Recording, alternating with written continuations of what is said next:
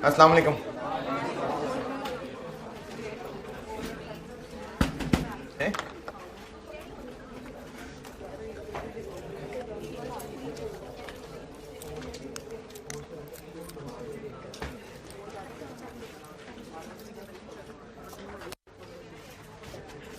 दुरूद शरीफ पढ़ लें।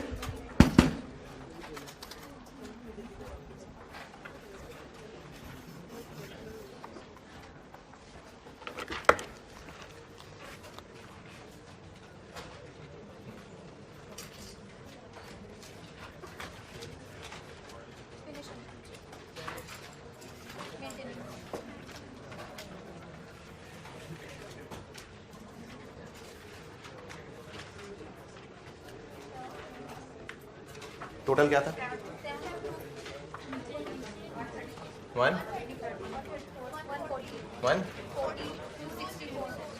यहां तक पहुंच गए थे भाई। कल वाले सवाल में यहां तक पहुंच गए थे। किया क्या है अब तक किया है कि फैक्ट्री के सारे ओवरहेड इन चारों डिपार्टमेंट में बांट दिए हैं। कुछ खर्चे ऑलरेडी बंटे हुए थे और कुछ कॉमन खर्चे हमने बांटे। ये थी प्राइमरी अपोर्शनमेंट। अगला काम क्या करना है? इन सवारियों को भी इन्हीं 3 में एडजस्ट करना है। इसको कहते हैं सेकेंडरी अपोर्शनमेंट। अगर आप हेडिंग दे दें तो भी सही है, ना दें तो भी कोई मसला नहीं है। टोटलिंग कर ली, उसके बाद अब हम करने लगे हैं सेकेंडरी अपोर्शनमेंट।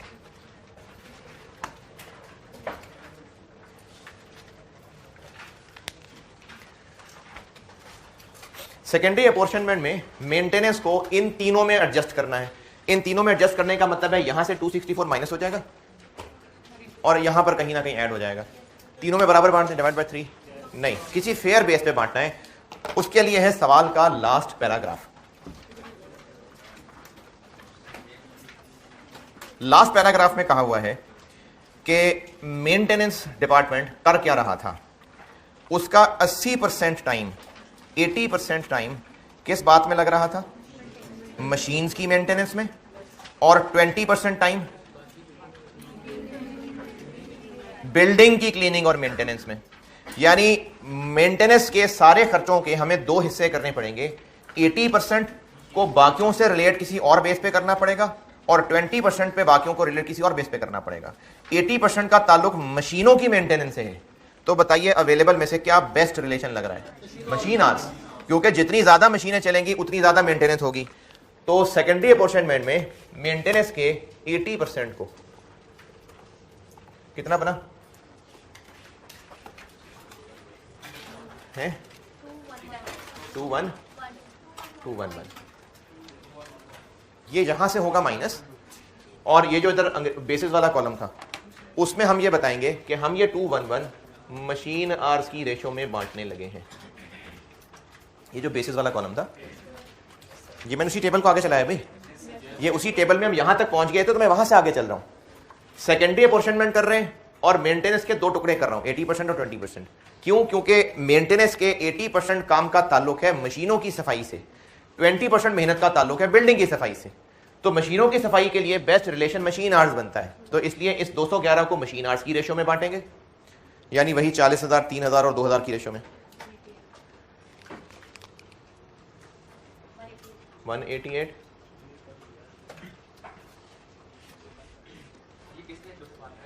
मशीन आवर्स की रेशो से कल थे क्लास में। पहले भी हमने कुछ खर्चे बांटे ना मशीन आवर्स की रेशो। 40,000, 3,000, 2,000, 40,000, 2,000, 3,000। किधर है? क्या हो रहे हैं? क्या बात है? 211 बांट रहे हैं ना।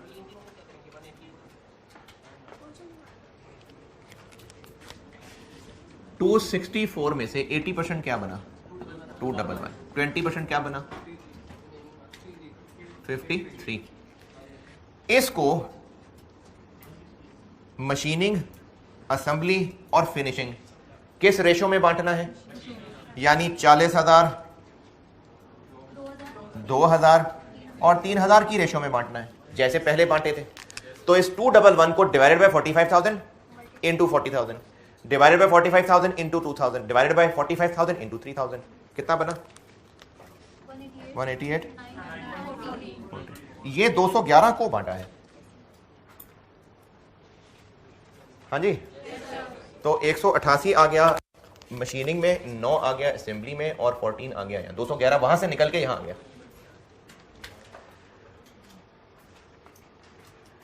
और 20% ऑफ मेंटेनेंस यानी 53।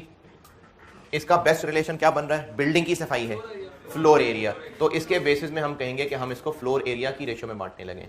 अच्छा, लिखे नहीं अभी, जस्ट कैलकुलेशन करके सब लोग ट्राई करें, नहीं पहले सब लोग ट्राई करें कि यहां पर क्या फिगर आएगी। इस 53 को फ्लोर एरिया की रेशो में बांटना है, बांटिए।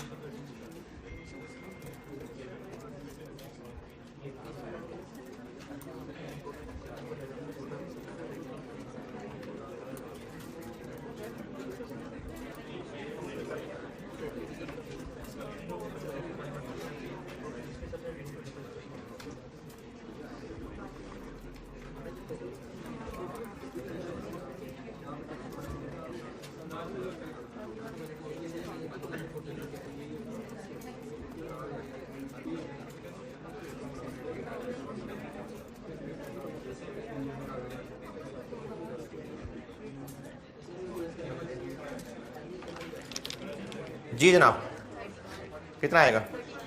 31 या 27? चले, जिनको लगता है 27 उनको सॉल्व करके बताता हूँ। एरिया, जो फ्लोर एरिया है, मशीनिंग ने कितना एरिया घेरा हुआ है? 1000। असेंबली ने, फिनिशिंग, मेंटेनेंस ने 300, टोटल 2000। जब बिल्डिंग का रेंट चारों में बांटना था तो फिर इस रेशो में बांटा था। 1000 divided by 2000, 400 divided by 2000, 300 divided by 2000, 300 divided by 2000। क्यों? क्योंकि रेशो में बांटने का तरीका ये होता है कि जिस चीज को रेशो में बांटना होता है उसको सब रेशोज के सम से डिवाइड करते हैं, है ना, और फिर हर एक की रिस्पेक्टिव रेशो से मल्टीप्लाई करते हैं। और उसकी भी लॉजिक ये होती है कि रेंट टोटल था कितना? रेंट कितना था टोटल? रेंट 11। तो इस रेशो में बांटने का तरीका होता है कि सब की रेशोज के सम से डिवाइड कर दें। क्यों? इसके 2000 टुकड़े करें, उनमें से 1000 टुकड़े इसके, 400 इसके, 300 इसके, 300 इसके। ये रेशो में बांटने का तरीका होता है। तो इस रेंट को चारों में बांटना था, तो मशीनिंग के हिस्से में कितना आया? 114 इंटू 1000 बाय 2000। लेकिन अब इस 53 को किस में बांटना है? 3 में। जब 3 में बांटना है तो वो ये, अब ये नहीं है, अब 1700 है। तो अब 53 इंटू 1000 डिवाइडेड बाय 2000 नहीं, divided by 1700। 53 into 400 divided by 1700। 53 into 300 divided by 1700। अब ये चीज नहीं आएगी क्योंकि बांटना ही इन 3 में है। ठीक है, तो आंसर बन जाएगा, फौरन नहीं आना यार, उधर ही लिखना है।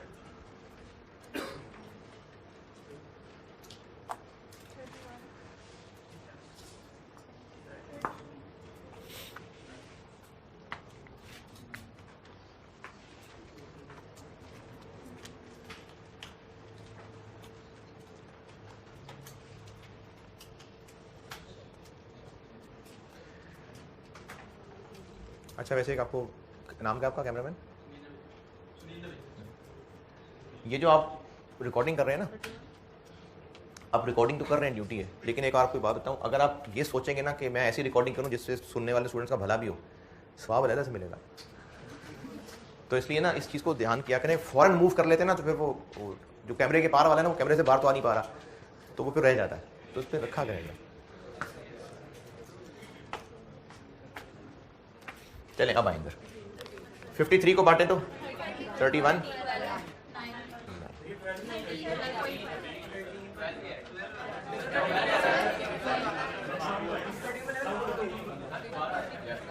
कोई बात नहीं, फिर 53 पूरा नहीं होगा ना, कोई मसला नहीं, वो राउंडिंग ऑफ कोई इशू नहीं है, राउंडिंग ऑफ कोई मसला नहीं होता। अब ये सेकेंडरी अपोर्शनमेंट के बाद अब रिजल्ट ये निकला कि ये 0 हो गया, ये बन गया 9 1 1 5 6 1 6 3।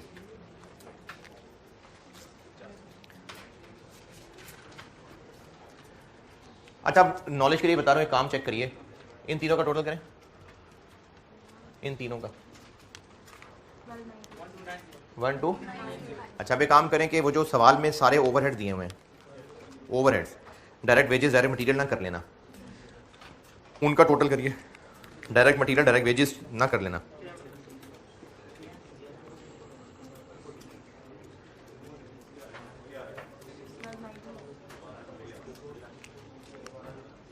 $12.90 आ गया। तो हुआ क्या कि फैक्ट्री के सारे ओवरहेड्स प्राइमरी और सेकेंडरी अपोर्शनमेंट के बाद सब के सब कहां जमा हो गए? पीडीज में। वही 1290 बन रहा है, वो अब यहां आ गए, कॉमन सब में बटे, फिर एसडीज को भी वहां शिफ्ट कर लिया, तो अब फैक्ट्री के सारे ओवरहेड्स यहां आ चुके हैं, यानी न्यूमरेटर अब पूरा हो गया। तो अब हर पीडी का ओएआर निकलेगा।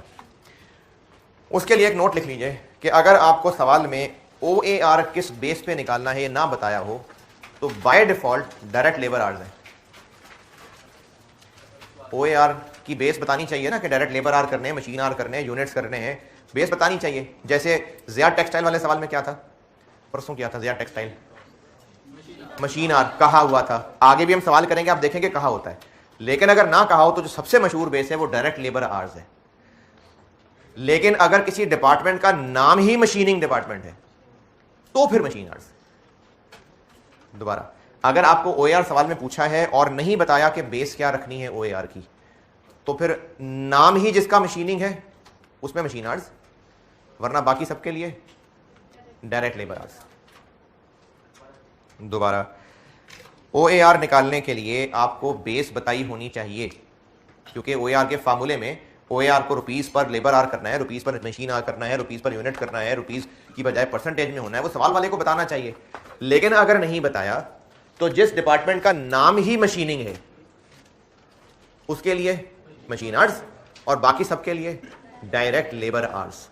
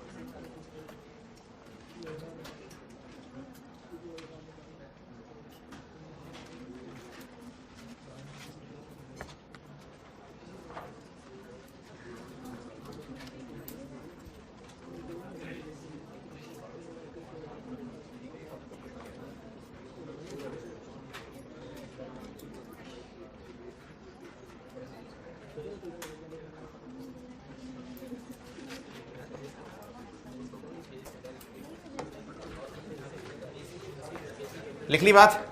चलें, अब ये ओवरहेड निकला, यानी ये ओआर का न्यूमरेटर आ गया। डिनोमिनेटर इसके लिए क्या रखें, कितने हैं, 40,000 आवर्स दिए हुए हैं। इसके लिए डायरेक्ट लेबर कितने हैं, 8,000 आवर्स। इसके लिए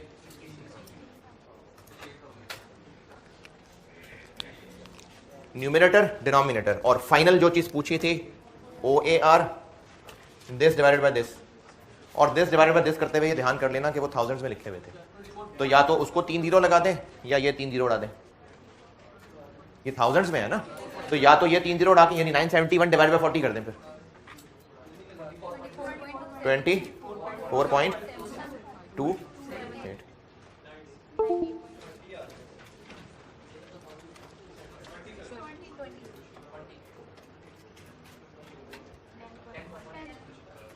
10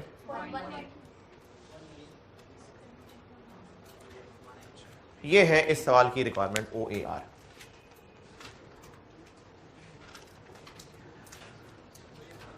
है ये नीला वाला कि लाल वाला, दोनों ही समझ नहीं आया। ये ऊपर जो किया भी समझ नहीं आया, आज तक कॉस्ट को समझ नहीं आई। ये हमने क्या किया कि सारे ओवरहेड्स पीडीज में बांट लिए, हर पीडी का अलग अलग OAR निकालना था ना, तो हर पीडी के OAR के लिए आपको total overheads divided by total base चाहिए था। ये टोटल ओवरहेड्स आ गए, ये OAR के फार्मूले का न्यूमिनेटर बन गया। अब हमें इसका डिनोमिनेटर चाहिए, तो जो डिपार्टमेंट जिसकी आपको बेस नहीं बताई तो उसके बारे में भी कहा कि अगर मशीनिंग डिपार्टमेंट है तो मशीन आवर्स बेस्ड है, वरना डायरेक्ट लेबर आवर्स बेस्ड है। तो मशीनिंग डिपार्टमेंट के बजटेड मशीन आवर्स कितने हैं,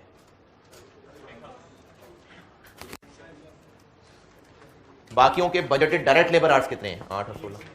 तो अब ये OAR का फार्मूला लगाया और ये आंसर निकला है।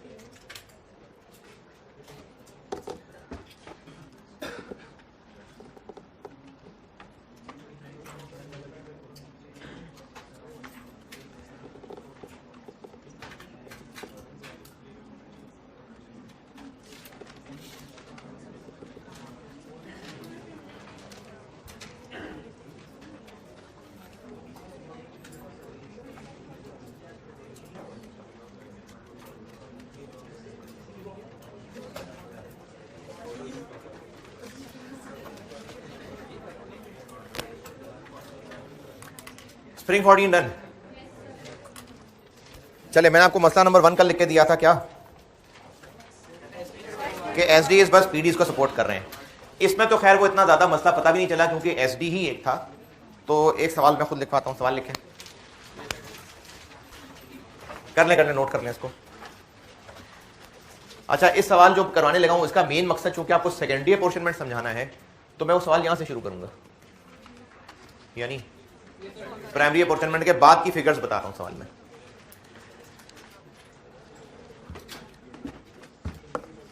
नोटेड? चलें, सवाल लिखिए। Budgeted overheads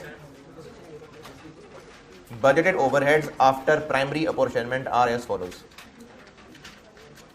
budgeted overheads after primary apportionment are as follows.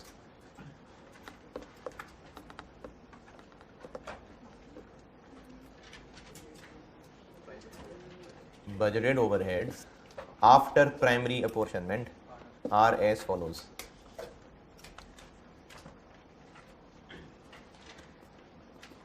PD1 में PD1 PD 200,000, PD2 में 150,000, PD3 180,000, SD1 90,000 और SD2 50,000। 3 PDs हो गए, 2 SDs हो गए। Budgeted direct labour hours, budgeted direct labour hours, budgeted direct labour hours PD1 में 5,000, budgeted direct labour hours बता रहा हूँ, PD1 में है 5000 घंटे, PD2 में 10,000 आवर्स, PD1 में बताए हैं 5000, PD2 में बताए हैं 10,000 और PD3 में 4,000, 4,000।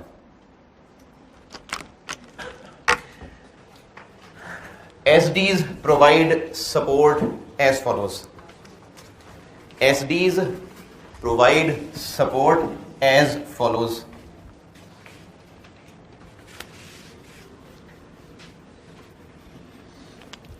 ये है as follows.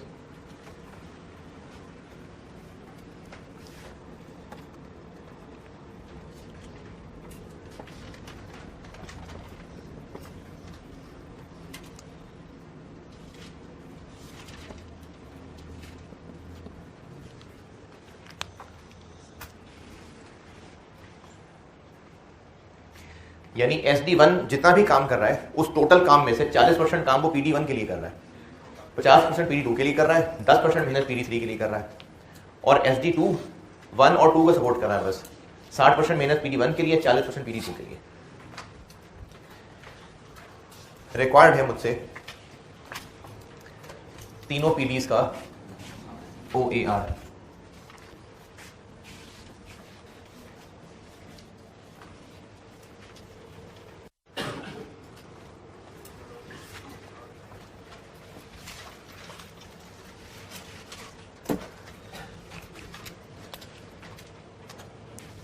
अंग्रेजी का कॉलम, बेसिस का कॉलम, और सेकेंडरी पोर्शन में मैं टोटल वाले की कोई खास जरूरत नहीं होती, लेकिन पूरा टेबल वैसे ही चला रहा हूँ उसलिए बना दिया। PD1, PD2, PD3, SD1 और SD2। जो कल पूरा टेबल बनाया था ना उसके एंड रिजल्ट से आगे चलते हैं। प्राइमरी अपोर्शनमेंट हो गई, इसके हिस्से में आ गया हुआ है 2 लाख, 150, 180, 90, 50।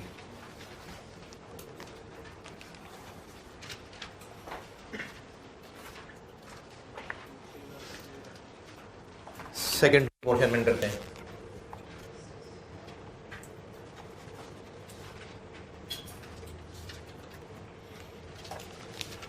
किस किस को बांटना है? SD1 SD2 दोनों को बांटना है। पहले कौन सा बांट लें? जो मर्जी बांट लें। चलो SD1 पहले बांट लेते हैं। यहां से 90 माइनस हो जाएगा और 40, 50, 10 के हिसाब से इन तीनों में आ जाएगा।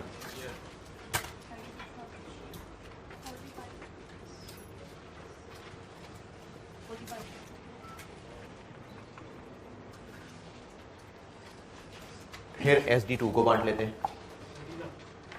यहां से निकल जाएगा 50 और 60 आ जाएगा इधर और 20 आ जाएगा यहां।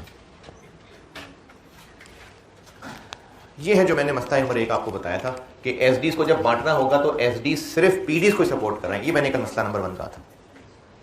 जो पास पेपर का सवाल किया उसमें तो था ही एक SD ना, तो वो बात नजर नहीं आ रही थी, तो मैंने खुद से एक सवाल बना दिया कि अगर एक से ज्यादा SD हैं और उन्होंने PDs को ही सर्विस देनी है तो बस ठीक है, एक एक करके बांट लें।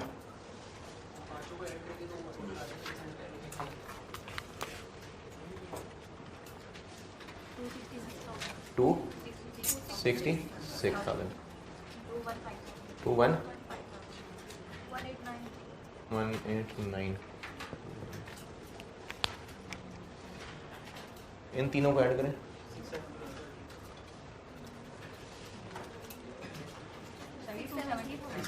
कितना 270 है? ये नहीं 9,000 है।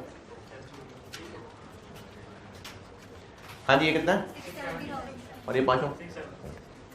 तो जो सारे ओवरहेड्स थे वो अब इन 3 में सिमट है। बस अब ये OAR के लिए न्यूमरेटर आ गया। ये हो गए टोटल ओवरहेड्स। बेस के लिए हमें चाहिए लेबर आवर्स जो कि इसके हैं 5,000, इसके हैं 10,000, इसके हैं 4,000। तो OAR आ जाएगा रुपीज़ पर आर करके 53.2।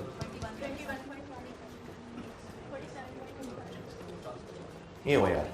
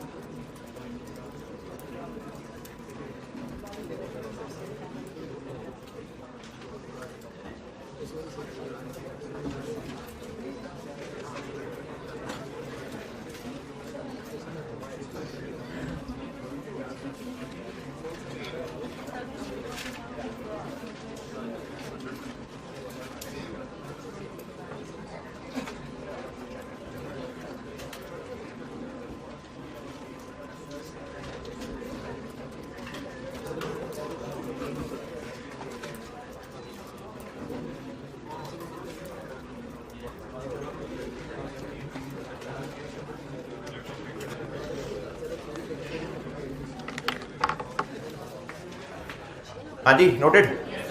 चलो जी मसला number 2।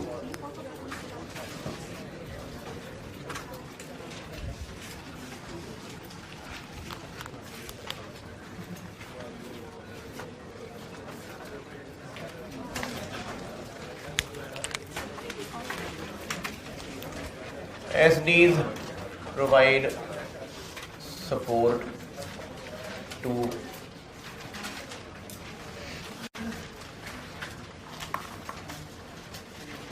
other SDs as well। लेकिन मैं ब्रैकेट में एक चीज लिख रहा हूं, उम्मीद है कि समझ आ जाएगी।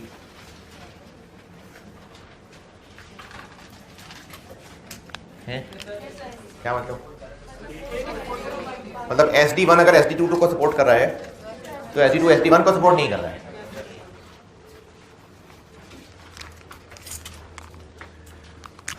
ये वैसे अवॉइड भी हो सकता है, इसके ऊपर कोई खास एग्जाम क्वेश्चन भी इतना को नहीं है, लेकिन चलें फिर भी मैंने बना दिया इसको एक मसला। अगर ये हुआ तो फिर इसमें क्या मसला आ सकता है?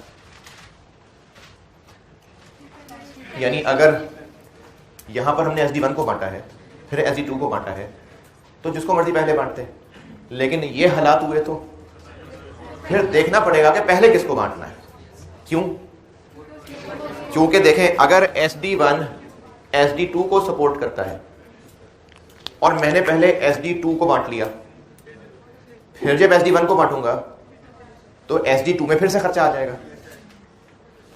यहां पर ऐसा क्यों नहीं हुआ? क्योंकि SD सिर्फ PDs को सपोर्ट कर रहे थे। ये 90 खाली हुआ तो यहां कुछ नहीं आया, ये 50 खाली हुआ तो यहां कुछ नहीं आया।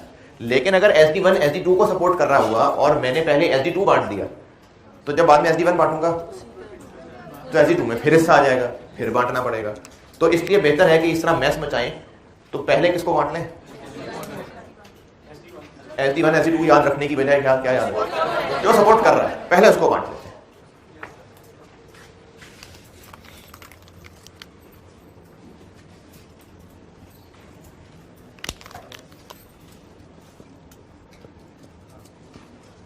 ये इसको भी सपोर्ट कर रहा है, ये इनको भी सपोर्ट कर रहा है और इसको भी सपोर्ट कर रहा है। इसी तरह अगर ज़्यादा है, वैसे 2 ही होते हैं, ज़्यादा होते नहीं हैं SDs, लेकिन हो भी सकते हैं, काम ही पड़ता है बस।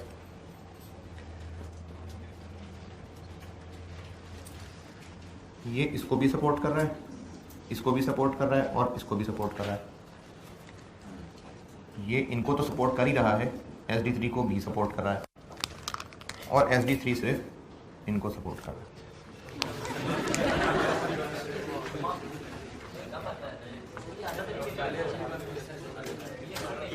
को बहुत मुश्किल तो नहीं बनाया।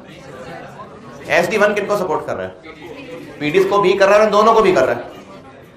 SD2 PDs को कर रहा है, साथ SD3 को भी कर रहा है और SD3 बस सिर्फ PDs को कर रहा है। तो अब किसको पहले बांटें? पहले SD1 को बांटेंगे क्योंकि ये ज्यादा का सपोर्ट कर रहा है, फिर SD2 और फिर SD3। इन दोनों मिसालों का जवाब भी लिख लें ताकि आपको सपोर्ट मिले कि क्या करना है। इस मसले का जवाब क्या है कि पहले उस SD को बांटेंगे जो ज्यादा सपोर्ट कर रहा है, और इस जवाब को हेल्प मिल जाएगी जब आप इन दोनों मिसालों को नोट करके इनका जवाब लिखेंगे। फिर इसके लिए इसी तरह का सवाल बना लेते हैं।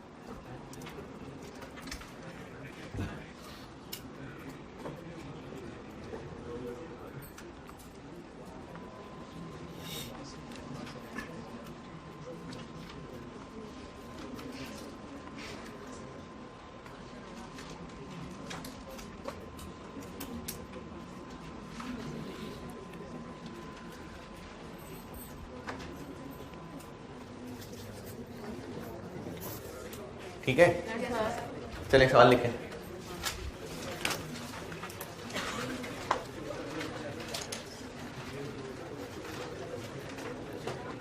Same data as in previous question except, नई वैल्यूज कहां बनाएंगे, इन्हीं को ले लेते हैं।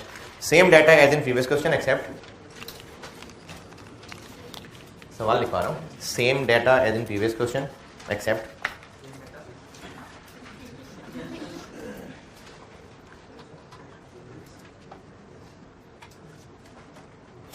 same data as previous question except SDs provide support as follows.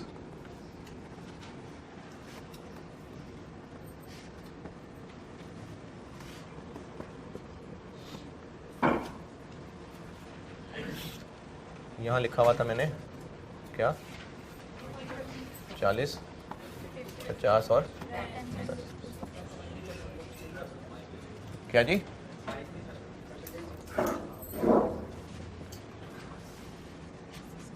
और यहां लिखा हुआ था, अरे भाई चेंज कर दिया ना अब। ये हो गया जी एज फॉलोज।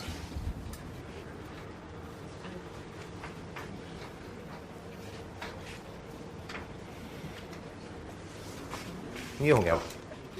SD1 इन 3 को सपोर्ट कर रहा है, SD2 इन 2 को कर रहा है और SD1 को कर रहा है।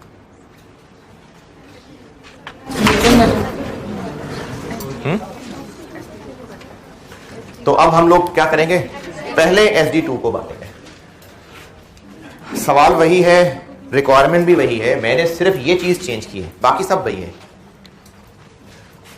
तो अब सॉल्यूशन में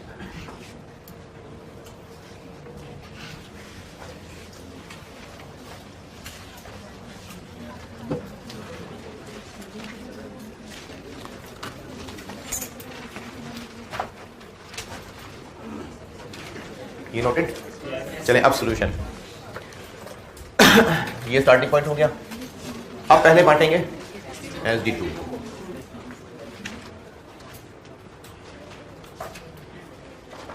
PD1 में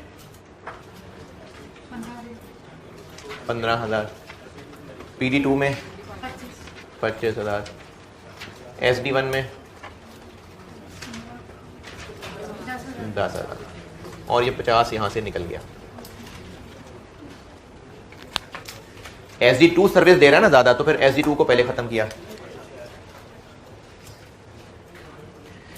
अच्छा, ज्यादा सर्विस ऐसे नहीं गिनना है कि ये भी 3 को सर्विस दे रहा है, ये भी 3 को सर्विस दे रहा है। आपस की बात कर रहा हूं कि जो दूसरे SD को सपोर्ट कर रहा है पहले इसको बांटना है? अब SD1 को जब बांटेंगे तो कितना बांटें? 1 लाख, क्योंकि ये तो 1 लाख हो गया हुआ है। अब 1 लाख यहां से निकलेगा, क्योंकि यहां पर 10,000 भी शामिल हो गया ना। अब ये है जो बांटना है, तो ये बटेगा 40, 50 और 10, और ये तो नहीं बढ़ जाएगा 40, 50 और 10।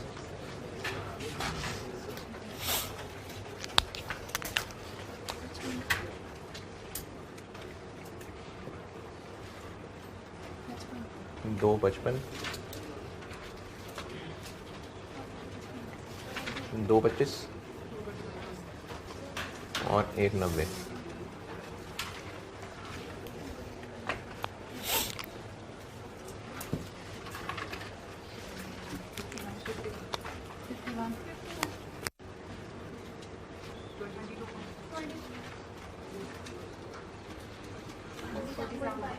$47.5।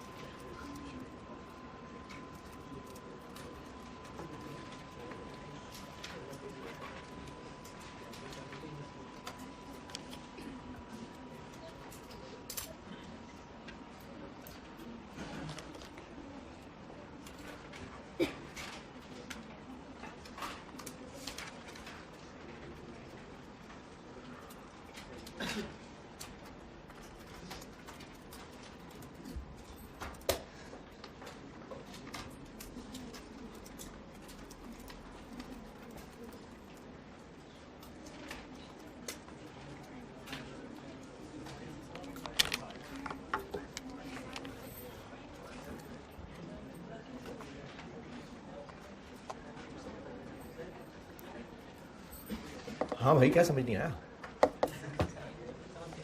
हैं? ये बहुत मुश्किल काम किया हमने।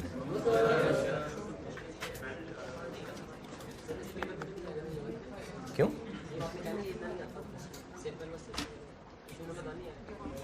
नहीं, वो जो थर्ड है वो आता है ज्यादा, टू वे सपोर्ट।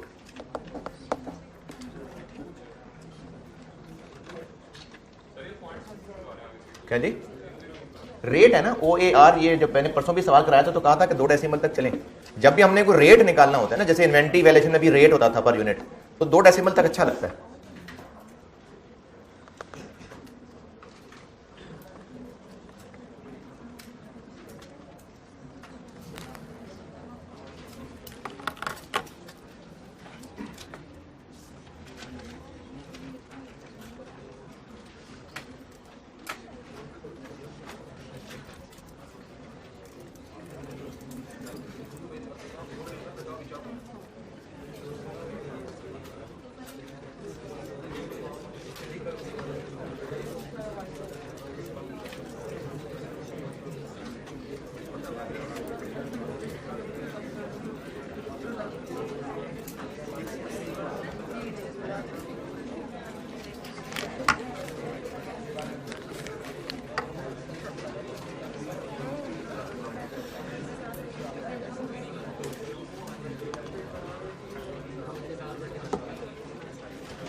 ठीक है भाई, नोटेड। हाँ ये बस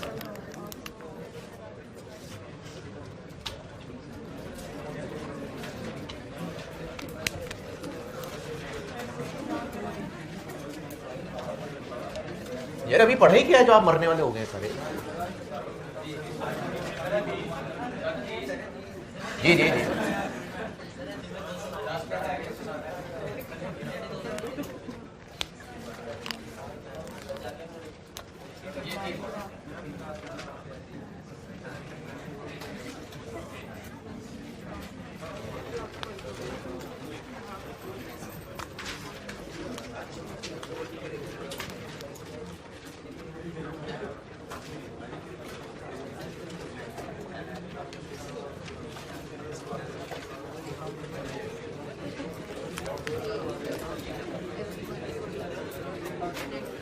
ये मतलब है इस बात का कि SD1 SD2 एक दूसरे को भी सपोर्ट कर रहे हैं। मेंटेनेंस वाले कैंटीन की मशीनें भी ठीक कर रहे हैं और नहीं, हाँ, और मेंटेनेंस के लोग जो कैंटीन वाले हैं वो मेंटेनेंस लोगों को खाना भी प्रोवाइड कर रहे हैं।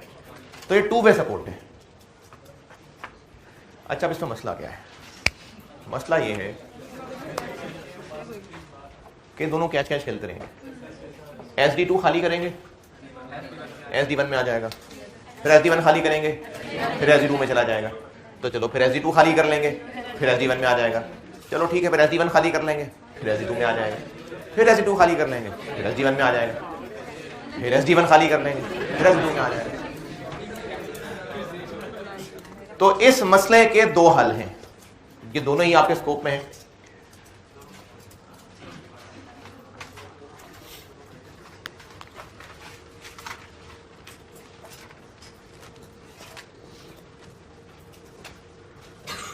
एक हल कहलाता है रिपीटेड डिस्ट्रीब्यूशन मेथड।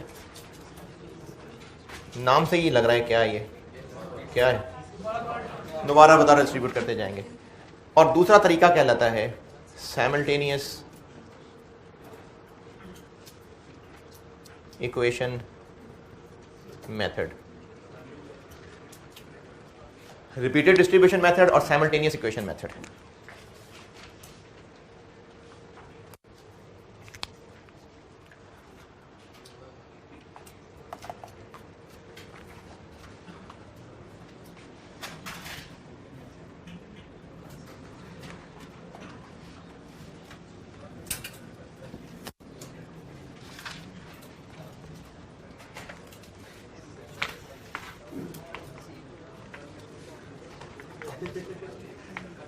है क्या कल? नहीं नहीं, अभी है, इतना टाइम पड़ा यार। जुम्मा अभी पढ़ना है, अभी इस टाइम।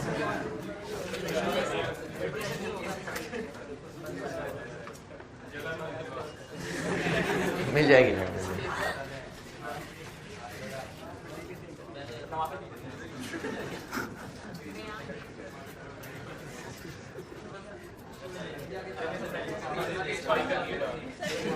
क्या करना?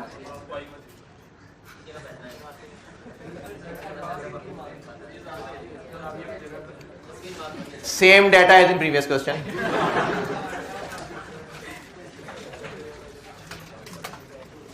Same data as in previous question accept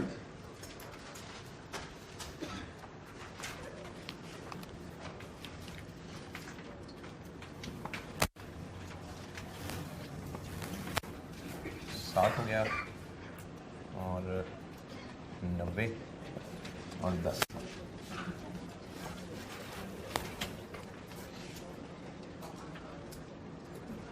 40 20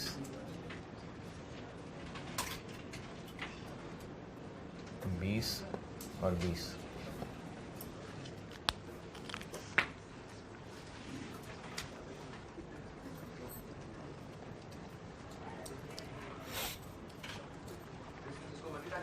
है?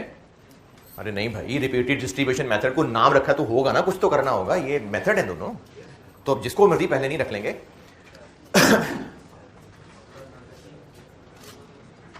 ये नोटेड. कल रिक्वायर्ड है, कल रिक्वायर्ड है. जी मुझसे ही रिक्वायर्ड है. मैं पैसे दिया ना आपने, तो करना तो मैंने ही है. मैं बोर्ड पे करूंगा तो मुझसे ही रिक्वायर्ड है, मुझसे. लेकिन कल रिक्वायर्ड है. अभी लिख लें. Calculate OAR for each PD using part A part B.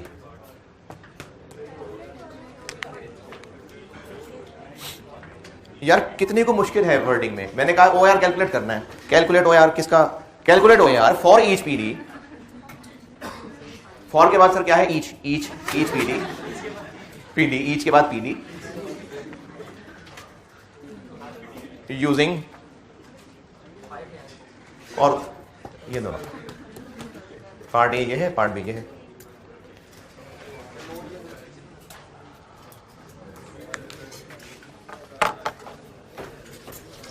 चले हदीस तो नहीं, मैं वो बात कर लेता हूँ सुबह वाली दोनों क्लासेस में कर रहा था.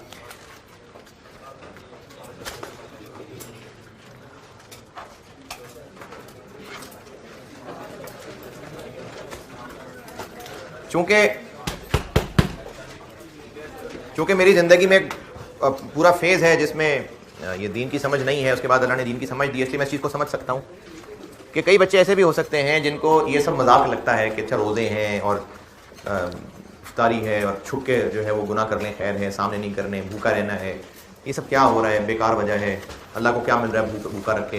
रोज़े मुझसे रोज़े नहीं रखे जाते, मैंने पढ़ना होता है, मेरे इम्तिहान होते हैं, या वालिदैन की तरफ से ना मेरे बच्चे नहीं कमज़ोर हो जाओगे, मैंने रोज़े नहीं रखने. ये जो रमज़ान है ना, सबसे पहली बात तो ये है कि रोज़ा एक फ़र्ज़ है. फ़र्ज़, ये बात की बात है कि इसके इनाम क्या हैं, लेकिन पहली बात यह है कि फ़र्ज़ है. और इस वक्त इस क्लास में जितने लोग बैठे हैं वो सब बालिग हैं, और जब बालिग हो जाते हैं ना तो फिर शरीयत के अहकाम लग चुके. छोटे बच्चों पे फ़राइज़ नहीं है अभी, लेकिन आप सब बालिग हैं तो आप पे फ़राइज़ एक्टिवेट हो चुके हुए हैं. आप जब फ़राइज़ एक्टिवेट हो चुके हुए हैं तो रोज़ा एक फ़र्ज़ है, और फ़राइज़ का छोड़ना गुनाह कबीरा में आता है. तो ये तो सवाल ही पैदा नहीं होता कि गर्मी ज़्यादा लगती है और मैंने पैदल जाना होता है, या घर के इतने सारे काम करने होते हैं, पढ़ाई भी करनी होती है, नींद पूरी नहीं होती, इसलिए मेरी अम्मी कहती है कि रोज़ा छोड़ दो. तो अम्मी गलत कहती हैं. फ़र्ज़ है रोज़ा तो रोज़ा रखना है. और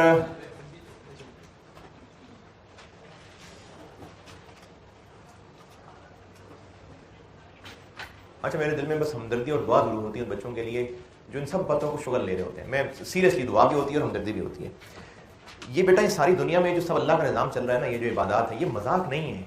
ये हमें आखिरत के दिन जाके रियलाइज़ होगा कि ये सब क्या था. ये जो अभी आखिरी 10 रोज़े रह गए हैं, 9 रोज़े 10 रोज़े, वैसे तो पूरा रमज़ान ही कीमती है. ये एक अलग बात है कि फ़र्ज़ है, लेकिन फ़र्ज़ से ज़्यादा बढ़ के बात यह है कि ये महीना अल्लाह ताला ने बनाया ही इसलिए है ताकि इंसान के लिए इस्लाम के मुताबिक ज़िंदगी गुजारना आसान हो. अल्लाह ने फरमाया है इसलिए रोज़े फ़र्ज़ किए हैं कि मुत्तकी बनो. दूसरा, अल्लाह ने ये महीना एक बिल्कुल बोनस रखा है. लूट सेल लगा दी है। और ये जो मुख्तलिफ इवेंट्स होते हैं कि फलाना डे और फलाना डे है और इतना डिस्काउंट है, तो ये अल्लाह ताला ने इस वक्त एक 100% डिस्काउंट वाली स्कीम चला दी है कि सारे बख्शे जा रहे हैं। लेकिन जिस शॉप पे डिस्काउंट मिलता है वहां बहरहाल जाना पड़ता है। एक शॉप पे वो कहते हैं सब फ्री है, तो सब फ्री भी तो जाना ही पड़ेगा ना शॉप पे, तो कुछ तो करना पड़ेगा। तो इसलिए रमजान के महीने में अल्लाह ताला ने लूट सेल लगाई है और 100% डिस्काउंट के ऊपर लगा दी है। दुश्मन को भी कैद कर लिया है, शयातीन जकड़ लिए हुए हैं। उसके बावजूद जो इस लूट सेल से फायदा नहीं उठा रहा होता तो उस पर अल्लाह के नबी ने बद्दुआ फरमाई है। 3 चीजें मैंने पहले भी शायद जिक्र किया था। आप सल्लल्लाहु अलैहि वसल्लम मिंबर पे तशरीफ लेके जा रहे थे, हदीस का मफहूम बता रहा हूँ, तो पहले कदम पे आपने फरमाया आमीन, फिर दूसरे कदम पर फरमाया आमीन, तीसरे कदम पे फरमाया आमीन। और जब सहाबा ने इस पे अर्ज किया कि ये जो मामला था, तो अल्लाह के नबी ने फरमाया कि हज़रत जिब्राइल अलैहिस्सलाम आए थे और मुझे तरतीब नहीं याद रहती, बहरहाल 3 चीज़ें हैं। उनमें से एक चीज़ ये थी कि जिसके सामने हज़रत मोहम्मद सल्लल्लाहु अलैहि वसल्लम का नाम लिया जाए और वो दुरूद ना पढ़े, वो हलाक है, वो नहीं उसकी बख्शिश होती है, बहुत बुरी तरह से फंस जाएगा। फिर जिसने अपने वालिदैन में से दोनों या किसी एक को बुढ़ापे की हालत में पाया और उनकी खिदमत करके मग़फ़िरत ना करवा सका, वो भी हलाक है। और तीसरा, जिसने रमज़ान का महीना पाया और वो अपनी मग़फ़िरत नहीं करवा सका, वो भी बर्बाद है। ये बद्दुआ एज इट इज़ बद्दुआ नहीं है। यानी मैं अगर आपको ये कहूँ कि तुम फेल हो जाओ, ये तो चलो कहूँगा कि बद्दुआ है, लेकिन अगर मैं ये कहूँगा ना कि जिसने प्रोसेस कॉस्टिंग और डिसीजन मेकिंग छोड़ दिया उसने नहीं पास होना, तो ये मैं एक फैक्ट बता रहा हूँ कि इतनी इंपॉर्टेंट चीज़ है, जो ये नहीं करेगा वो नहीं होने लगा पास। तो ये तीनों चीज़ें इतनी ज़्यादा कीमती हैं। दुरूद पढ़ना बहुत कीमती चीज़ है, वालिदैन की खिदमत करना बहुत ज़्यादा कीमती चीज़ है। जहाँ अल्लाह ताला ने बेशतर जगह पर, जहाँ कुरान पाक में तौहीद का हुक्म दिया है, वहाँ पर वालिदैन के साथ हुस्न सलूक का हुक्म दिया है। इतना बड़ा मुकाम है उसका। यानी जहाँ अल्लाह तौहीद बता रहे हैं, साथ साथ बहुत जगह पर वालिदैन की हुस्न सलूक की बात कर रहे हैं। यहाँ तक कि अगर वालिदैन मुशरिक भी है ना, मुशरिक सबसे बड़ा गुनाह क्या होता है? अगर वालिदैन मुशरिक भी हैं, उनसे बदतमीजी करना अलाउड नहीं है। हाँ, सिर्फ वो मौका जहाँ पर जंग है, जैसे गुज़रा बदर के अंदर रिश्तेदार आमने सामने थे, वो मौका अलग है। अदरवाइज आम हालात के अंदर वालिदैन के साथ बदतमीजी नहीं कर सकते। और बीइंग अ सन और डॉटर, जो फ़राइज़ हैं वो मुशरिक वालिदैन के लिए भी हैं। यानी उनकी खिदमत करना, उनसे अच्छे तरीके से बात करना, उनका हुक्म मानना, वो हुक्म जो अल्लाह के खिलाफ ना हो, वो लाजिम है। तो तीसरी चीज़, जो रमज़ान का महीना पाकर भी उस लूट सेल से फ़ायदा नहीं उठा पा रहा, वो पक्का फ्लॉप है, फेल है वो। तो बेटे अभी भी ना 10 दिन बाकी हैं, और ये 10 दिन में से तीन कह रहा हूँ ताक रातें हैं जो 5 बनती हैं, इनकी बहुत ज़्यादा अहमियत है। और अगर आप काउंट करके देख लें तो आजकल के मौसम के अंदर ये 5-6 घंटे से ज़्यादा का काम नहीं है। एक सीज़न भी देखने बैठे ना आप लोग, या चलो सीज़न तो ज़्यादा हो जाएगा, कोई मूवी भी देखने बैठ जाए तो आपको पता भी नहीं चलेगा कब 2.5-3 घंटे निकल जाएंगे। आप लोग लेक्चर, ये जो ऑनलाइन वाले बच्चे मेरी बात सुन रहे हैं, आप रोज़ के 2-3 लेक्चर सुनने बैठे हैं तो 5-6 घंटे लग जाते हैं। तो इसलिए गर्मियों की रातों में तो वैसे ही कोई ज़्यादा टाइम नहीं होता, तो ये 5 रातें हैं, इनकी कदर कर लें हम सारे।